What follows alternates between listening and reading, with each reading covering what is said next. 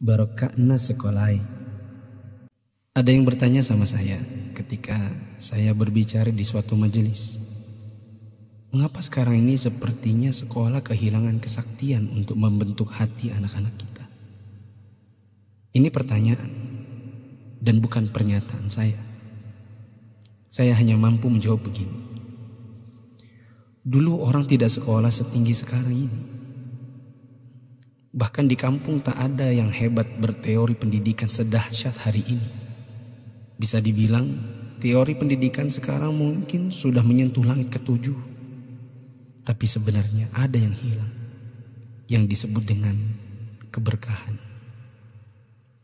Keberkahan bukan buatan manusia, melainkan pemasena puange rahmat Allah.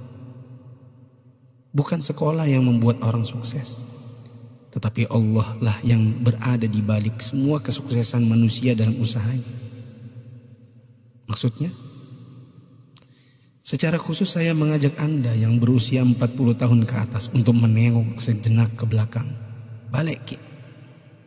Ingat waktu kita sekolah di SD, yang nafas tak baru setengah-setengah, kita sudah disuruh ke sawah, membantu guru matanik menanam padi, membantu guru mencari kayu bakar di dare, di kebun, mengambil air untuk dipakai guru di rumahnya, disimpan di gumbang.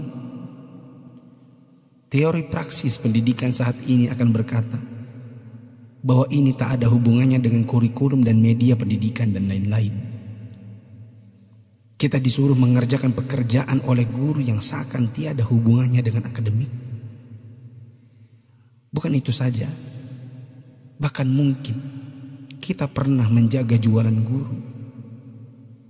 Tak hanya itu, kita kalau dipukul oleh guru hingga setengah hidup, atau masengo, mimisan, akibat pukulan mistar kayu guru dan jangka pelingkar yang ujungnya runcing. Disinilah intinya. Atas itu semua, pernahkah orang tua kita protes? Pernahkah orang tua kita mengeluh dengan tugas-tugas tadi? Pernahkah orang tua kita melarang kita ikut ekskul dalam tanda kutip yang saya sebutkan tadi, mencari kayu, mengambil air? Sama sekali no. Orang tua kita tidak pernah mempersoalkan. Inilah mata air yang mengalirkan keberkahan. Atas kesabaran orang tua terhadap dunia persekolahan, Allah pun turun dengan tangannya. Dia membalas kebaikan hati orang tua atas penghormatan terhadap guru dan eksistensi sekolah yang bahkan mungkin dengan segala kelemahan.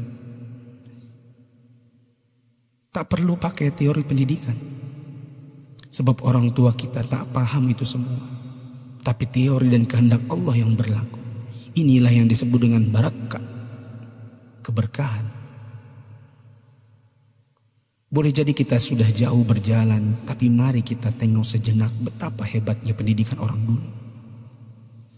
Kebodohan guru zaman dulu dengan ekskulnya, serta kesabaran orang tua dengan ketidakpahamannya, rupanya mengusik Allah Ta'ala dengan menurunkan barakah pamasya atas berkat rahmat Allah. Bukan hanya bagi guru, tidak juga hanya untuk orang tua. Bahkan keberkahan itu pun dinikmati oleh anak didik. Tengoklah sekarang, orang tua memenjarakan guru, anak memfitnah gurunya, dicubit bilangnya ditempeleng, diajari katanya dicaci maki, dinasihati lapornya dihina, ditegur ujarnya dipermalukan. Bagaimana mungkin berkah Allah bisa datang? Anda yang berumur 40-an, pernah kita melakukan ini? Bahkan kita membohongi orang tua karena melindungi guru. Kalau perlu orang tua tak perlu tahu apapun keadaannya. Itulah sebabnya di akhir sekolah dahulu kita selalu menyisakan air mata kebahagiaan.